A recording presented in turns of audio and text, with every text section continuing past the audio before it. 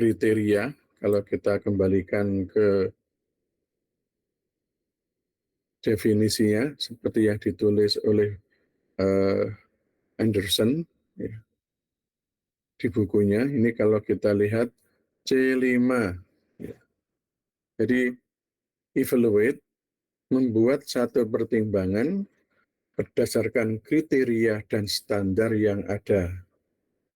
Jadi ada dua macam proses kognitif yang tercakup dalam kategori ini, yaitu checking dan critiquing. Nah, checking itu menguji konsistensi atau kekurangan suatu karya berdasarkan kriteria internal. Jadi ada dua bagian evaluasi itu.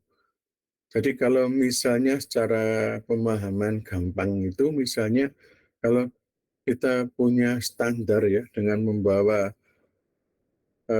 misalnya ini paling gampang kalau misalkan di mall-mall itu ada WC itu ya biasanya, ada toilet. Nah, kita ingin tahu gimana kinerja orang yang di toilet itu, bersihkannya apa saja, ada checking, ada checking, ada checking. Nah, itu sudah tertentu, ada yang harus kita tentang, kita tidak tentang. Nah, itu namanya checking. Maka dikatakan di sini, ini ada kriteria internal. Patokannya ini, kriteria internal.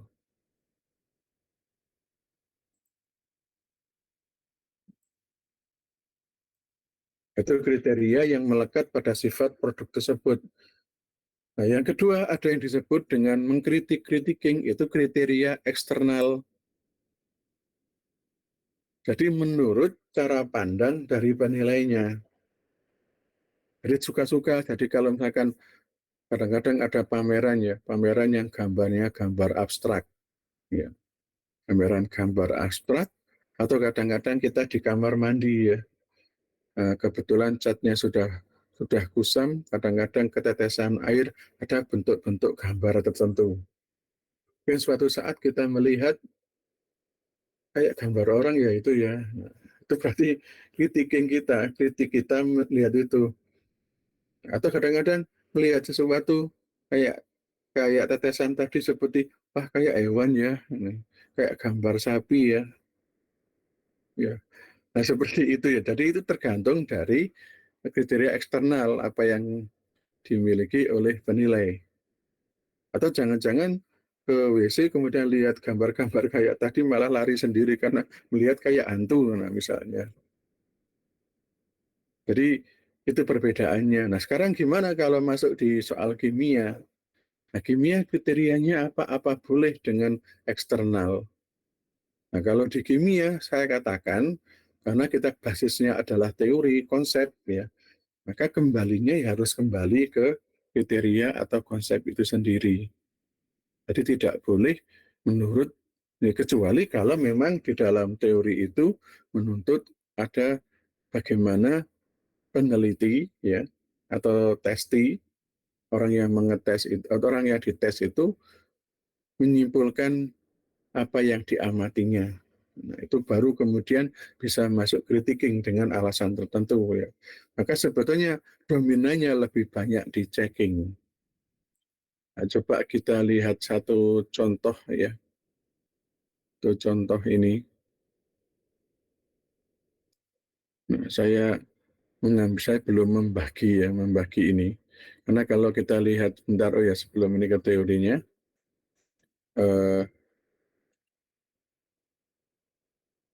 ke teorinya seperti yang kita lihat di penjelasannya.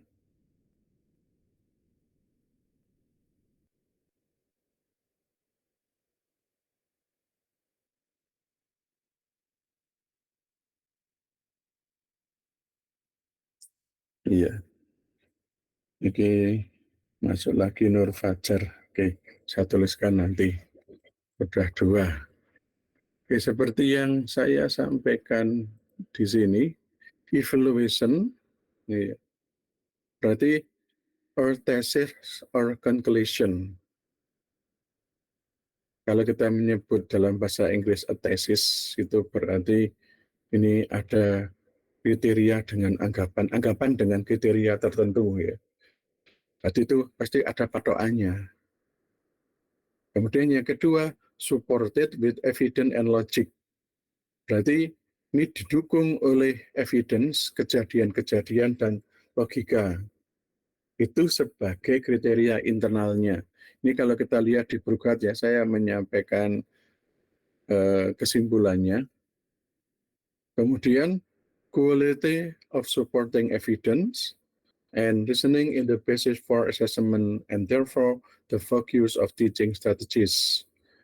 Jadi ketika kita mengajar, ini kita coba memberikan data-data gitu ya, yang bisa dinalar, ya, kemudian bisa diputuskan oleh siswa sebagai bagian dari fokus pembelajaran. Nah, di akhir pembelajaran, ketika kita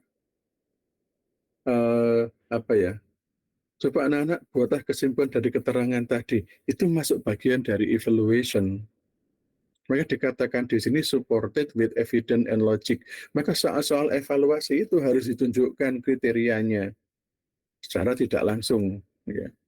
Kemudian accuracy, ya, ketepatan, relevan, keterkaitan antar evidence and logic tadi, ya, termasuk ini logika. Maka sebetulnya ketika kita merancang pembelajaran, harus thus assess how students judge the value of material and method for intended purpose. Jadi mereka tahu ya, saya belajar ini nanti gunanya untuk apa, materinya ini akan seperti apa. Dikatakan for intended purposes di sini. Jadi untuk tujuan-tujuan tertentu. Ya. Jadi sudah sangat jelas. Jadi kalau misalkan anak-anak saya ajak belajar tentang pH, ini kita daki-daki menjelaskan pH, mengukur pH dengan kertas lakmus ya. Tapi apa yang mereka dapat ketika di daerahnya, misalkan di Sumatera atau Kalimantan, tanahnya tanah gambut, kita bicara tentang kesuburan tanah. Ini kok pH-nya sekian, terus gimana ngukurnya, apa sama? Nah ini yang menjadi irrelevant ya, tidak relevan ya, karena kemudian tidak cocok. Masuk kriterianya ya, masuk memberikan give student material and ask them, ini pengajarnya ya, to judge its value for a particular purpose. Jadi memang kita menyiapkan materi tertentu yang kemudian mengharuskan siswa untuk menjudge, untuk memutuskan apakah pembelajaran nanti dapat menyelesaikan permasalahan yang diberikan atau tidak. Maka dengan kriteria ini kita bisa melihat deskriptornya ya, ini yang detail, mengevaluasi ini yang detail. Nanti bisa kita sederhanakan. Ya. Yaitu membuat penilaian terhadap konsistensi sebuah materi berdasarkan kriteria internal, tadi penjelasan tadi ya, dari Brughat tadi. Ini karena beliau sarjana sastra memang banyak tulisan ini. Oke, saya cek lagi.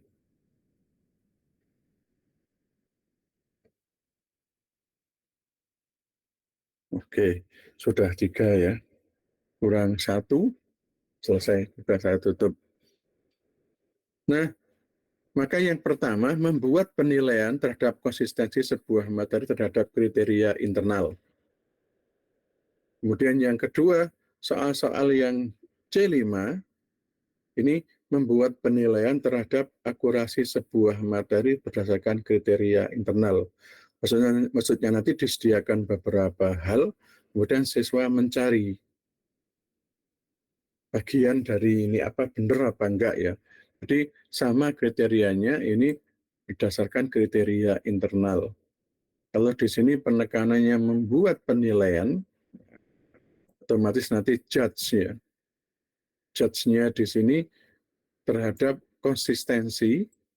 Nah, kalau ini berdasarkan akurasi, accurate tadi, konsisten, accurate, dan ini menemukan kesalahan logis. Jadi logik tadi ya, pada materi bukan kriteria internal. Maka kita punya 3 hal ya, mirip-mirip. Satu, sebenarnya membuat penilaian itu mirip dengan membuat keputusan. Anda harus memutuskan, menjudge tadi. Ya, sebetulnya hampir mirip dengan membuat keputusan, gitu, judgment nanti. Kemudian ini juga tadi berdasarkan konsistensinya, berdasarkan akurasinya, berdasarkan kesalahan logisnya.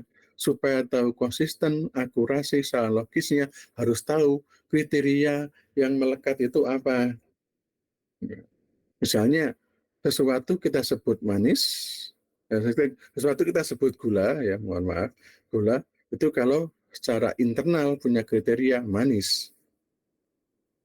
Jadi kalau ada benda kristal seperti gula rasa tidak manis, maka tidak kita sebut gula. Jangan-jangan zat yang lain, seperti itu. Nah, sifat melekat manis tadi, itu disebut dengan kriteria internal. Oke, yang pertama. Yang kedua, critiquing. Ya, mengkritik, membuat penilaian terhadap sebuah materi berdasarkan kriteria efisiensi. Nah, kriteria efisiensinya itu relatif, ya, berbeda-beda. Ya. Oke, yang kedua, berdasarkan kritis sama ini membuat penilaian, judge ini menjudge, judgment ini lebih banyak ke sana. Dan membuat keputusan, membuat penilaian, ini berdasarkan kriteria efektivitas. Kemudian yang ketiga, sama membuat penilaian, tapi kriterianya adalah aturan kriteria aturan yang berlaku secara umum.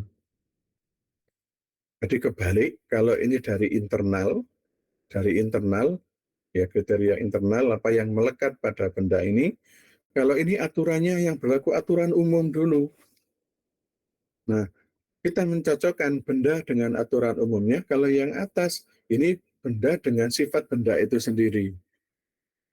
Jadi perhatikan ini tiga hal ya.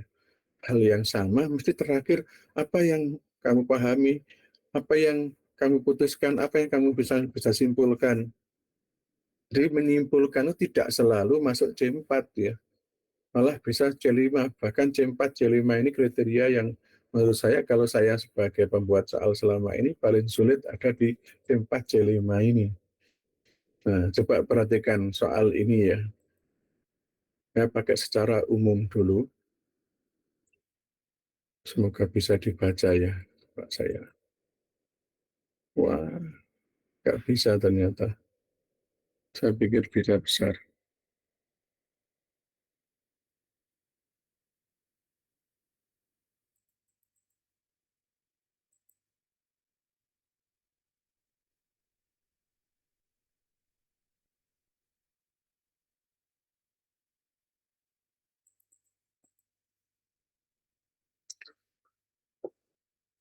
Coba di antara kriteria yang saya berikan tadi ya, 3 kriteria, ya, sama intinya membuat penilaian itu judgement itu bisa berupa kesimpulan, bisa berupa pendapat atau apapun, tapi dasarnya adalah kriteria internal dari konsistensi teori konsepnya, dari akurasi konsep teorinya, atau ada kesalahan ya, menemukan kesalahan tertentu dalam ini, oh ini salah, misalnya seperti itu.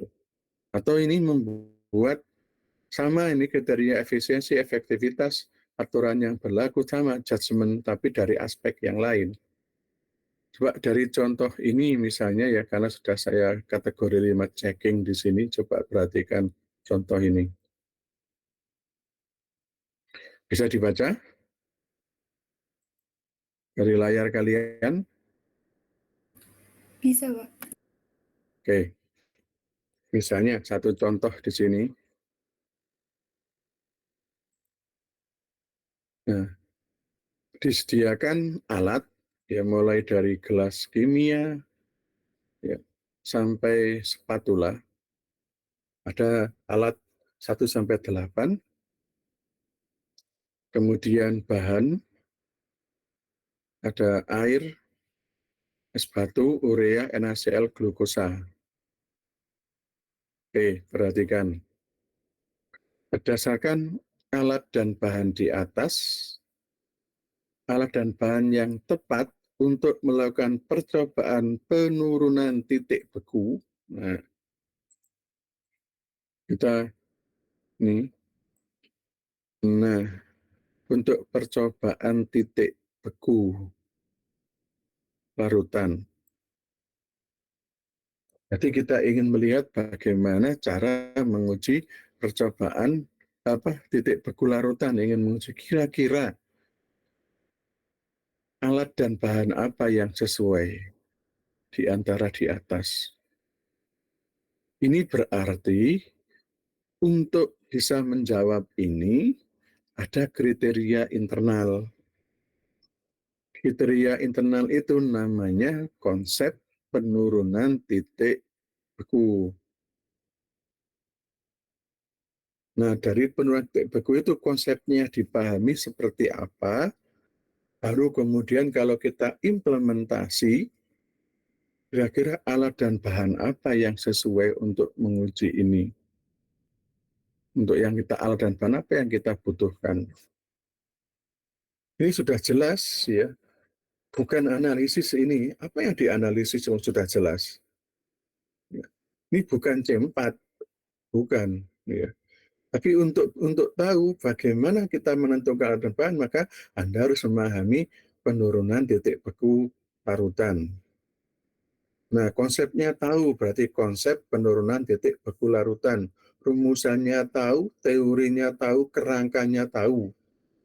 Itu artinya Anda diarahkan kemudian berdasarkan kriteria ini. Ya, apakah konsistensi, apakah akurasi, atau kesalahan logikanya. Nih, tapi yang menemukan kesalahan logis ini rasanya tidak dalam kriteria di atas, tetapi kita membuat judgement, kira-kira akurasi dan konsistensi. Anda akan pilih yang mana ini? Konsistensi atau akurasi?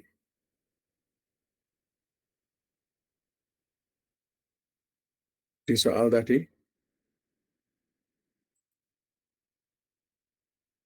tolong dijawab kira-kira yang mana? Tinggal dua. Mungkin akurasi, Pak. Oke, bagus. Jadi akurasi. Jadi alat yang tepat yang digunakan. Nah, ini makanya ada kata-kata yang tepat, tidak saya terbalik tadi sengaja. Jadi sudah menunjukkan kriteria akurasi.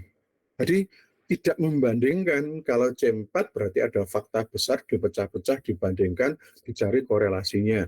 Apakah menyimpulkan, apakah kalau membuat perbandingan masuk C41, ya, kalau menyimpulkan masuk C42, kalau kemudian mencari makna tersirat, itu masuk C43. Tapi ini enggak, tidak perlu. Konsep ini kemana ya? Oh, ini ada kata-katanya. Ya, alat dan bahan yang tepat.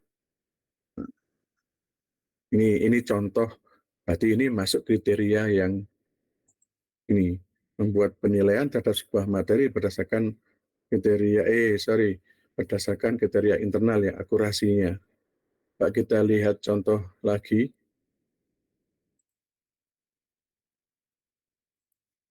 Oke, ini diberi nama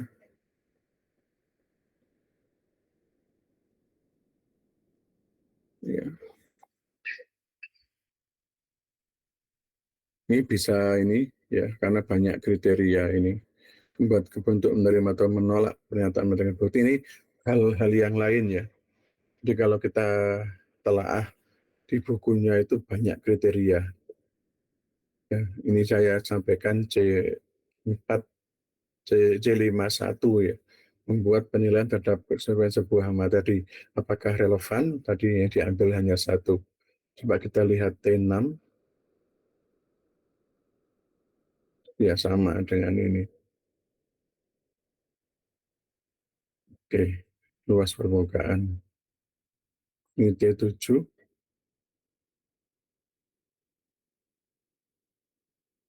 Jadi ciri khasnya selalu ada sesuatu yang disampaikan.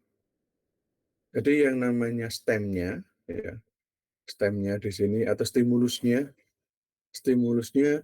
itu berarti berupa sesuatu.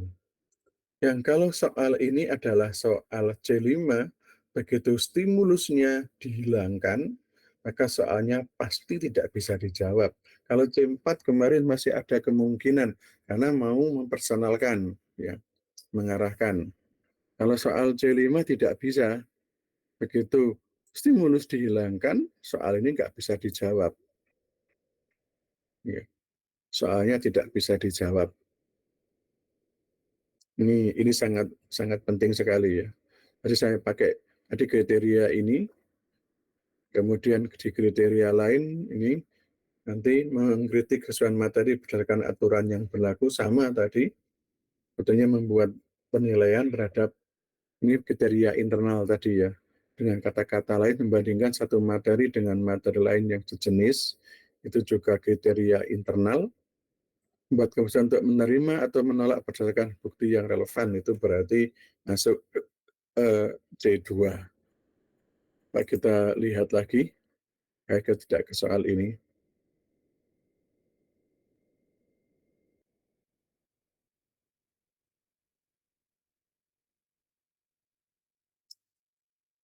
Oke, saya ke T10 sudah berubah ya, T9.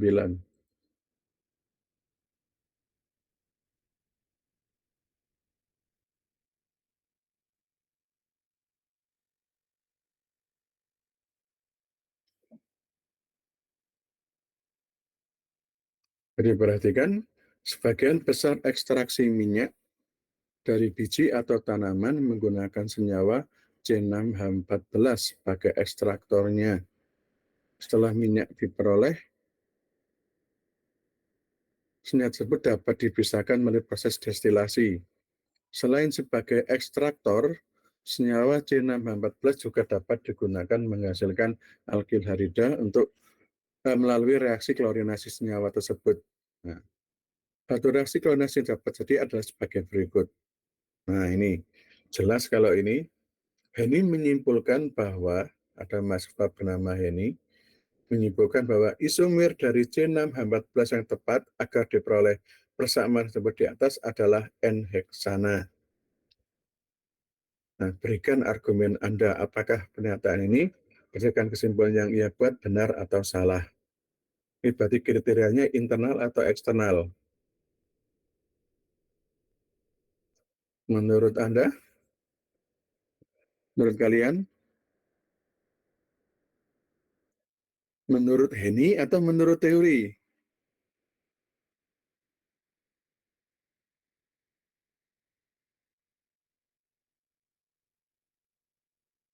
Coba perhatikan baik-baik.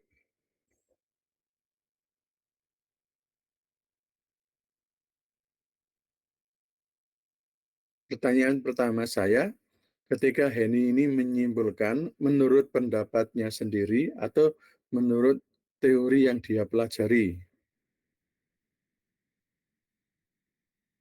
Halo?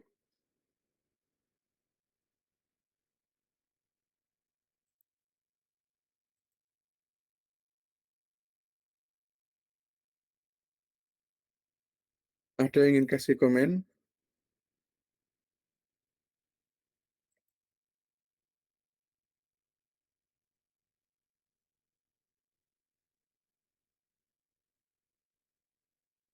Walaupun nanti ini berimpit dengan yang namanya judgement ya.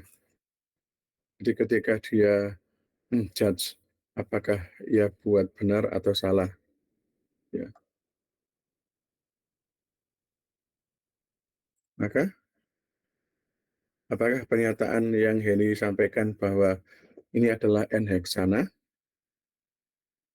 benar atau salah? Kriterianya teori atau pendapat pribadi?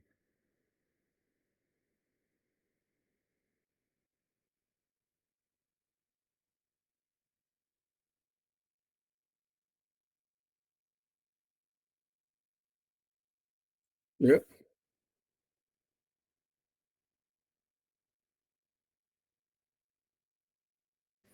Teori, Pak.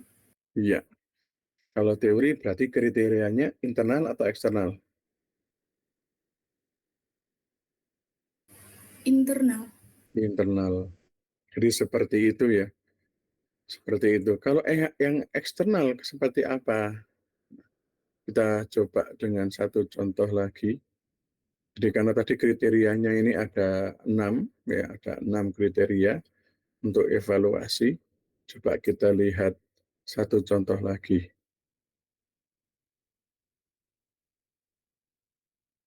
Apa bedanya internal dengan eksternal? Ini sudah saya jawab ya. Tidak ada jawabannya maksudnya ya. Sayang ini kalau dilebarkan malah jadi kecil ya.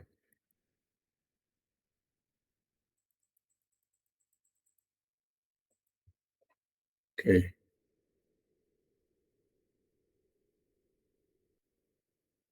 Oke. Osmosis balik terjadi jika kepada larutan diberikan tekanan yang lebih besar dari tekanan osmotiknya. Osmotik balik digunakan untuk membuat air murni dari air laut dengan memberikan tekanan pada permukaan air laut yang lebih besar daripada tekanan osmotiknya. Ini sering disebut dengan reverse osmosis ya, mengubah air laut diambil menjadi air murni. Air dipaksa untuk merembes dari air asin ke dalam air murni melalui selaput permeabel untuk air tetapi tidak untuk ion-ion dalam air laut. Tanpa tekanan yang cukup besar, air secara spontan akan merembes dari air murni ke dalam air asin sehingga diperoleh air murni. Saya ulang, tanpa tekanan yang cukup besar, air secara spontan akan merembes dari air murni ke dalam air asin. Nah, padahal kalau kita beri tekanan, maka air lautnya akan merembes menuju ke air murni. Ya. Nah, pernyataan yang tepat untuk menilai proses pembuatan air murni dari air asin berdasarkan peran osmosis balik adalah jawabannya C. Pembuatan air murni dari air asin dengan cara osmosis balik cukup mudah dilakukan karena berdasarkan cukup mudah, ya, physically dan rendah risiko. Pembuatan air murni dari air asin, ya, dengan cara osmosis balik cukup mudah dilakukan. Jadi mengapa mudah dilakukan? Nah, kalau kita perhatikan di sini, cukup mudah, physically, dan rendah risiko, ini berarti sudah ada kajian yang terkait dari keterangan ini. Maka penjawab soal tidak cukup hanya paham dengan teori tentang reverse osmosis. Ya, ini perlu dipahami begitu. Jadi ada aturan yang perlu kita pahami yang lain sebelumnya, selain sekedar pada teori osmosis. Berbeda dengan kalau kita balik soalnya, penekanannya pada konsep reverse osmosis itu akan menjadi 551 ya. Ya, 51. Yaitu yang pertama tadi, seperti yang di atas tadi, checking tadi. Tapi kalau ini tidak, mengapa ini mudah? Karena di studi setelah dijelaskan ini, sebetulnya ada bagian yang menjelaskan ini menjadi lebih mudah karena hanya menyediakan apa yang kita siapkan, selaput atau membran semi-permeable saja. Diberikan tekanan tertentu pada air, ya, di mana pemberian tekanan ini biasanya menggunakan gaya di fisika ya, itu lebih mudah hanya dengan pompa saja. Sehingga tekanannya menjadi besar, airnya berpindah melewati membran permeabel. Nah, itu secara kriteria luar itu karena cukup mudah. Ya. Kalau misalkan jawaban A, kenapa A jawaban salah? Karena hanya dengan memberikan tekanan permukaan air, memberikan tekanan. Ini kan teorinya berarti internal. Ya. Kalau misalkan dijawab dengan cara sangat sulit karena membutuhkan peralatan yang mahal. Nah, ini juga kriteria yang eksternal ya.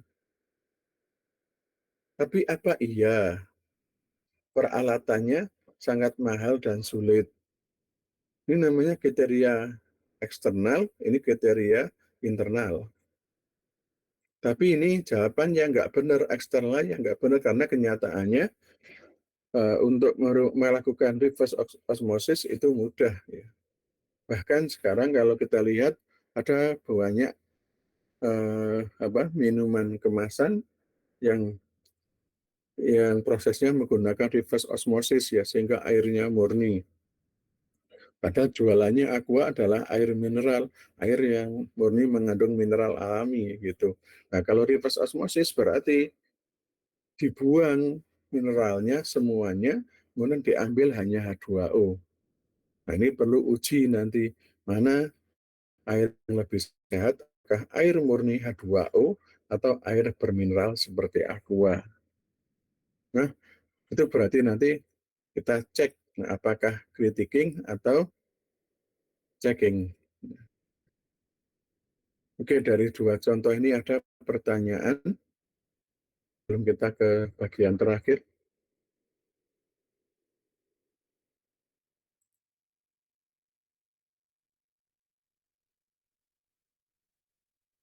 Ada pertanyaan?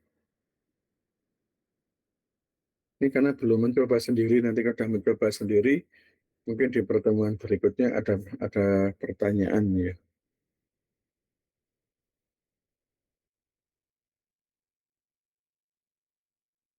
Hanifah, jelas? Insya Allah masih jelas, Pak. Oke, saya lanjut ya kalau begitu, karena ini saya harus menghabiskan hari ini.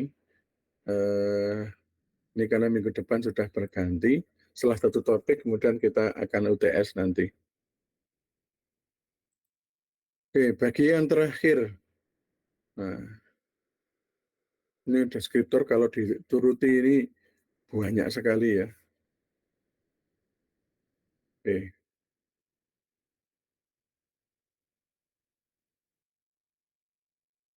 grid.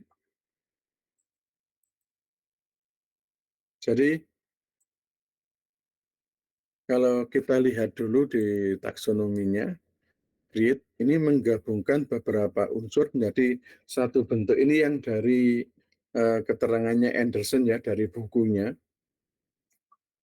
Sebelum diolah oleh apa ditafsiri lebih lanjut oleh Burkhardt. Ini aslinya menggabungkan beberapa unsur dari suatu bentuk kesatuan, menggabungkan bentuk unsur dari kesatuan mulai dari satu hal ya. Jadi yang pertama ini generating. Generating ini kalau generate itu diterjemahkan membangkitkan. Membangkitkan ide. Sekedar membangkitkan ide saja, melihat sesuatu kemudian timbul ide, itu sudah masuk C61. Jadi jangan dipikirkan kalau create itu hal yang paling rumit, tidak. Justru kalau saya pembuat soal kimia, soal paling sulit itu di kriteria C4, C5. Ya. Nah, C6. C6 itu hanya generate saja ya. Generate membangkitkan. Kemudian yang kedua adalah planning.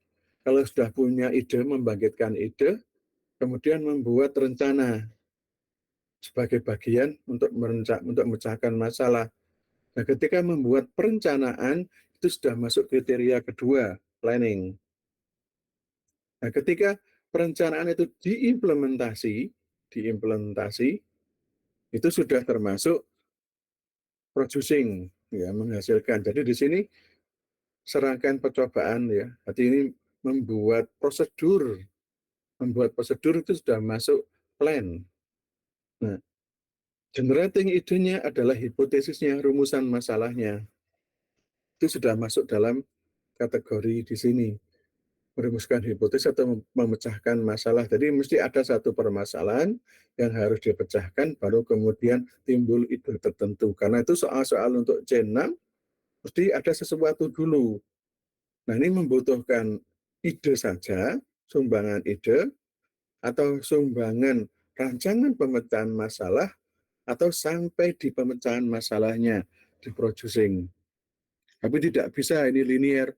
Setiap generating pasti diikuti planning, pasti diikuti producing. Nah, tergantung konteksnya. Mungkin konteksnya hanya sampai di generate saja. Yang penting ada sumbangan ide, itu sudah cukup. Nah, jadi nggak sampai di producing. Karena itu di Brughat, ya, di Brughat di sini, putting unlike thing together, ya, together in a new way. Sebetulnya meletakkan sesuatu yang sebenarnya yang lama yang tidak disukai, ya, yang nggak benar, kemudian dilakukan sesuatu hingga menjadi sesuatu yang baru atau cara yang baru. Gampangnya cara lama ditinggalkan, diperbaiki dari cara baru, itu juga masuk creation. Ya. Atau reorganizing existing thing to make something new. Mengubah sesuatu yang lama jadi yang baru, ini benda, thing. Kalau di sini putting unlike thing. Ya. Kalau ini benda sehingga menjadi benda baru, itu juga kreasi. Atau di sini synthesizing information, karena beliau sastra, ya, involve element of thinking that include analysis and evaluation. Jadi ketika kita mensintesis informasi yang diperoleh dari proses analisis dan evaluasi, menggabungkan keduanya menjadi level yang lebih tinggi atau yang berbeda, itu disebut dengan sintesis atau creation. Tapi saya jarang menemukan soal-soal semacam ini di kimia. Karena sudah jelas perbedaan, ini analisis, ini evaluasi, ini creation. Ya. Maka di C6, present student with task or problem that include, jadi memberikan murid, ya, sebuah tugas yang generating multiple solution, membangkitkan, ya, generating multiple solution, ini solusi yang beragam, ya, satu masalah, tapi penyelesaiannya bisa lebih dari satu, namanya generating multiple solution. Atau planning a procedure, ini pembelajarannya, ya, planning a procedure to accomplish a particular goal or procedure something new. Jadi merencanakan sesuatu, ini kalau pembelajarannya ini terkait bagaimana konstruksi soalnya. Jadi membangkitkan satu masalah dengan banyak solusi, ini berarti generate. Ini generate berarti ini hanya levelnya C61. Kemudian planning a procedure, ya, merencanakan, itu sampai di planning saja. Sekarang apakah bisa mengakomodasi generating dengan planning sekaligus? Tidak tahu, nanti kalau Anda bisa membuat itu bagus. Ya. Maka dari kriteria ini coba kita lihat, ya. Jadi dari bagian create itu yang pertama membuat hipotesis mengenai sebuah gejala atau membuat sebuah teori sederhana dari apa yang diamati. Teori itu bukan teori yang daki-daki, ya. Ya, ini sebuah pendapat pendapat sendiri begitu. Atau membuat bagan konsepsional mengenai penggolongan benda atau peristiwa. Ini yang dari bukunya Brughat. Membuat hipotesis atau membuat teori sederhana tentang apa yang diamati dan membuat bagan konsepsional mengenai penggolongan benda atau peristiwa yang diamati. Itu level generating. Kemudian ketika levelnya planning, ini bisa membuat rencana percobaan. Jadi sudah menyusun prosedur, kemudian membuat susunan proses ilmiah, ya. Jadi ini kerangka berpikir, kemudian membuat rincian langkah-langkah dalam buat atau melakukan sesuatu. Ini balik lagi ke prosedur, ya, balik lagi ke prosedur. Sedangkan terakhir producing, ya.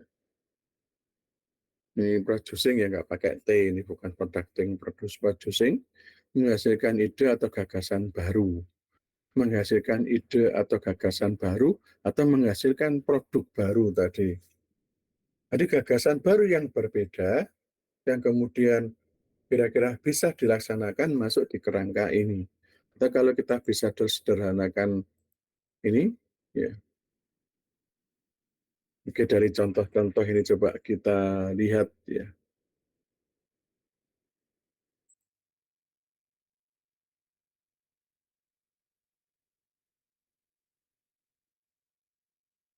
Ini tadi masih C5, ya.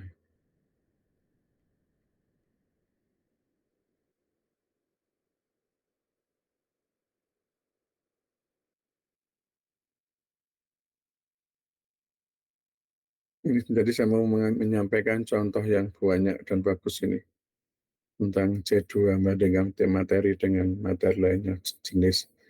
Ini contoh bagus. Oke, nanti aja kita ke contoh ini, generating. Sekali lagi, C5, C6, karena diawali sesuatu, maka stimulus itu menjadi penting. Jadi tidak bisa dihilangkan. Seorang siswa melakukan percobaan pengukuran titik didih terhadap dua jenis larutan, yaitu elektrolit dan non-elektrolit. Larutan elektrolit digunakan adalah NaCl, sedangkan non-elektrolit adalah urea. Apabila konsentrasi NaCl dan urea yang digunakan dibuat sama, maka tentukan hipotesis yang sesuai untuk percobaan yang dilakukan oleh siswa tersebut. Jadi, menyusun hipotesis dari sebuah data yang kita berikan, ini sudah masuk kategori generating. Bapak, soalnya ini kan mudah, biasa saja. Kita tidak melihat mudah atau biasa ya, tapi ini dari kerangka berpikir. Sehingga jelas contoh untuk hipotesis tadi ya. Kemudian, ini contoh pertama, maka nanti kalau kita lihat, tentukan hipotesis iya. Ya. Atau Anda membuat sederhana, silahkan. Yang jelas ini dari kerangka berpikirnya. Ya.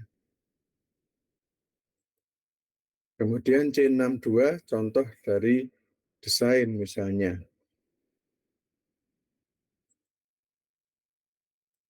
Membuat es bilabong dengan mendinginkan larutannya di lemari es. Ya ini dulu pernah tren ya, es ini. Mungkin ada yang tahu juga ya. Mendinginkan larutannya di lemari es merupakan satu contoh aplikasi dari penurunan titik beku.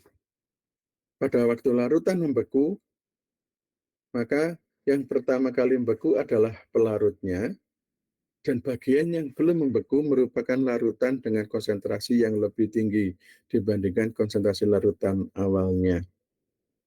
Maka buatlah desain eksperimen untuk meneliti hal tersebut, bahwa pembekuan dimulai dari larutan, baru diikuti oleh larutan dengan konsentrasi yang lebih. Maka lihat es bilabong. Ada yang tahu es bilabong?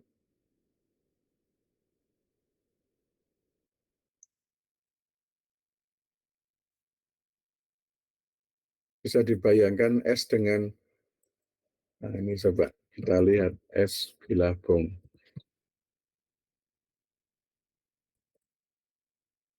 Di zamannya itu ya,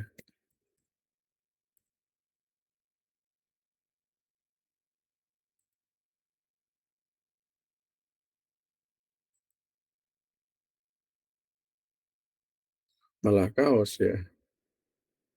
Ini jajanannya anak-anak ini ya,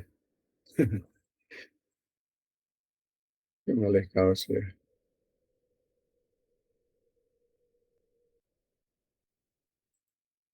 Oke, yang jelas ini ada gambarnya dulu pernah jadi tren ya.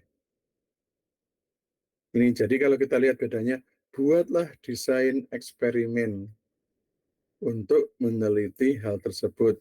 Nah ini sudah masuk kategori untuk membuat desain ya, jelas. Membuat desain atau perencanaan plan. Sajikan fakta, gimana cara mengujinya. Ini jelas sekali.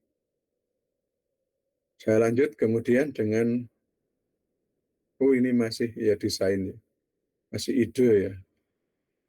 Kemudian yang kedua, merencanakan membuat prosedur percobaan. Jadi ini 612, 611, 612 tadi membuat desain eksperimental, membuat hipotesis mengenai sebuah gejala ini ya. Kemudian membuat desain tadi sudah. Dan yang kedua, planning ini membuat prosedur percobaan. Yang ketiga, membuat rincian langkah-langkah dalam membuat atau melakukan sesuatu. Membuat rincian langkah-langkah baru menghasilkan ide atau gagasan.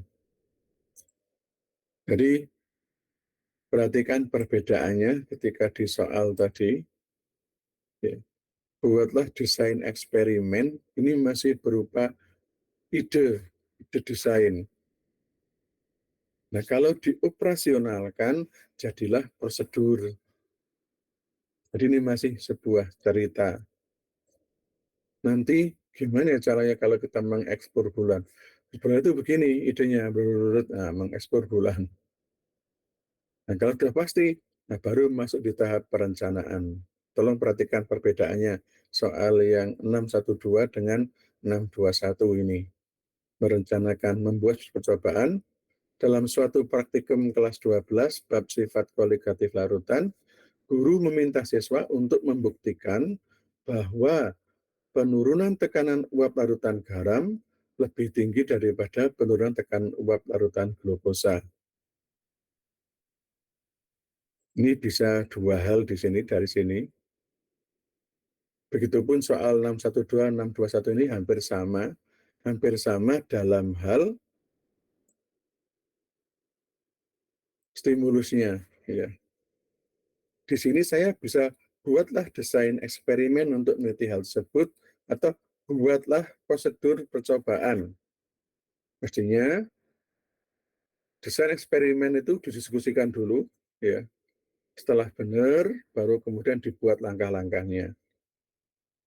Ya, sekali lagi 612 dan 621 itu hampir sama secara stimulus, tapi kalau kita meminta siswa nanti bisa membuat desainnya saja atau langsung menyusun prosedur percobaannya. Ya, oke, jelas bedanya ya antara membuat desain masuk kelompok tadi, membuat hipotesis bagian dari generating, atau masih berupa ide, ya, membuat desain eksperimental. Sedangkan 621-nya ini membuat prosedur percobaan dan buat prosedurnya. Maka di setting yang sama bisa kita minta desain eksperimen, bisa kita minta prosedurnya. Kemudian yang 622 membuat rincian langkah. Ya, kalau langsung yang pertama tadi langsung membuat prosedur, sekarang yang kedua bisa membuat rincian langkah. Ya, dari data hasil percobaan penurunan tekanan uap beberapa larutan berikut, ya, ditunjukkan ini. Nah, data tersebut diperoleh dari percobaan penurunan tekanan uap beberapa larutan. Jika kamu adalah seorang peneliti, menurut kamu gaya antar molekul seperti apa yang berperan yang mengakibatkan perbedaan sifat tersebut? Berarti di sini harus menjelaskan langkah demi langkah sehingga tiap data ini ya bisa terjelaskan dengan jelas. Ini tidak masuk di C5, tidak. Ya. Tapi akan masuk di bagian ini sesuai dengan apa yang ditulis tadi ya oleh Burkhardt. Ya.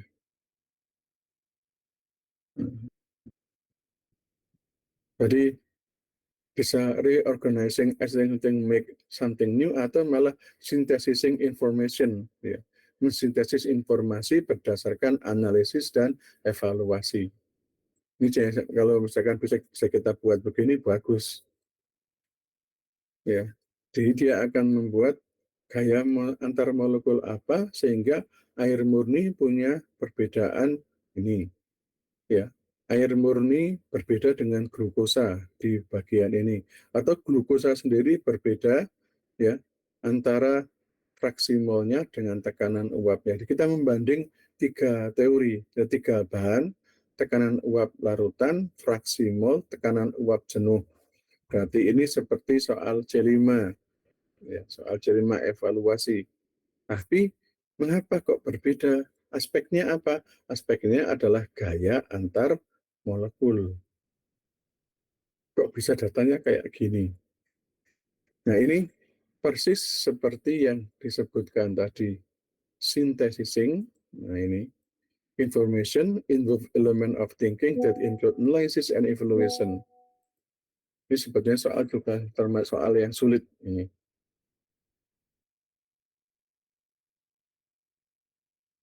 Oke, ini C622. Kalau C62 yang plan tadi ya, merencanakan planning, bisa membuat percobaan ringkas, enteng saja, atau membuat rincian langkah seperti yang disebutkan di sini. Wah, ini luar biasa ini. Tadi ingin coba menjawab ini, penurunan tekanan uap jenuh larutan.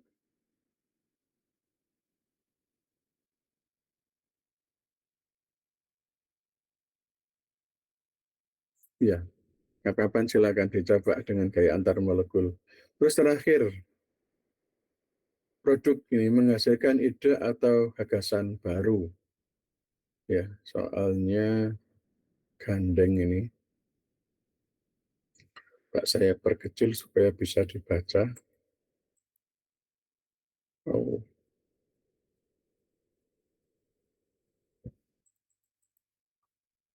Nah, perhatikan ilustrasi berikut. Menemukan sumber air tawar di daerah padang pasir merupakan masalah tersendiri. Banyak cara yang telah dilakukan untuk mendapatkan air tawar dengan membuat tawar air laut. Ya. Misalkan proses destilasi, yaitu menguapkan air laut, kemudian uapnya ditampung dan diembunkan dalam proses pendinginan. Cara ini secara ekonomis sangat mahal dan membutuhkan waktu yang relatif lama. Oke.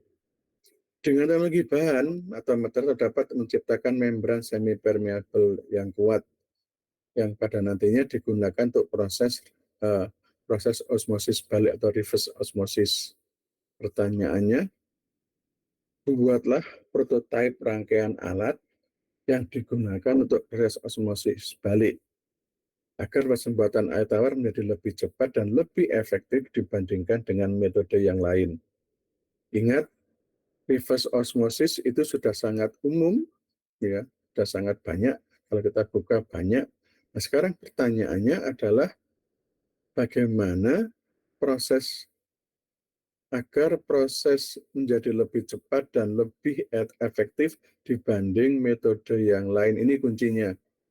Nah, tadi dikatakan, nah, reorganizing existing thing to make something new. Ya, something new. Jadi tidak kalau prosedur, tapi kalau ini tidak, ya, karena ini sebetulnya sudah terbukti secara bahkan memang sudah kelihatan nyata. Sekarang bagaimana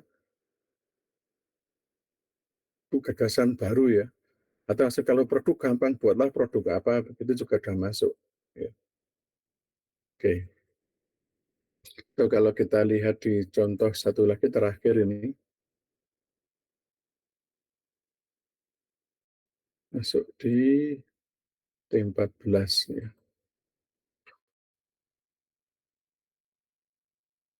Ini kalau percobaan kita buat jadi simpel, maka rancanglah kalau ada data begini, rancanglah sebuah alat percobaan sederhana untuk membuktikan daya hantar listrik larutan elektrolit dan elektrolit berdasarkan bahan-bahan yang diperlukan. Beserta bahan diperlukan ya. Kalau saya ingin data kayak gini, alatnya harus bagaimana?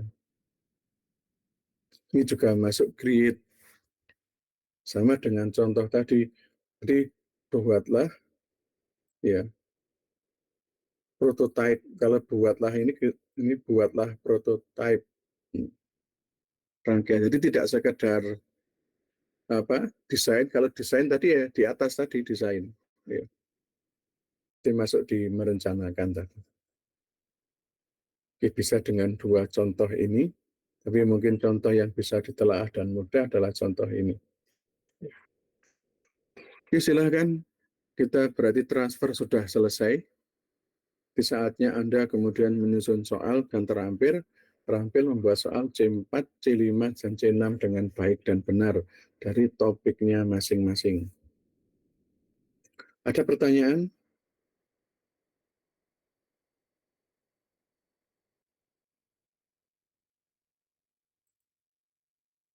Insya Allah minggu depan saya buka forum bertanya untuk C4, C5, dan C6 sebelum saya lanjut ke bagian berikutnya.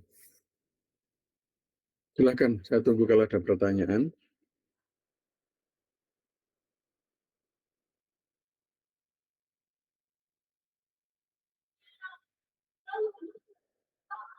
Oke, saya tutup ya. Sudah lebih jam ini. Alfian Wahyu Widakdo ada? Yang WA saya ya. Kemudian Nur Fajar dan Altariskana ya. Oke, Alhamdulillah. Saya tidak mengejar target. Kalau biasanya sampai, bukan target ya, kadang-kadang sampai banyak, tapi semester ini saya dialokasi 4, resi 3, Alhamdulillah. Baik, kalau tidak ada pertanyaan, maka pertemuan hari ini saya tutup. Saya cukupkan sampai sekian. Nanti saya akan masuk ke Good Drive masing-masing untuk mengecek tugas yang sudah dikerjakan. Saya akhiri. Assalamualaikum warahmatullahi wabarakatuh. Waalaikumsalam warahmatullahi wabarakatuh. Ya, sama-sama.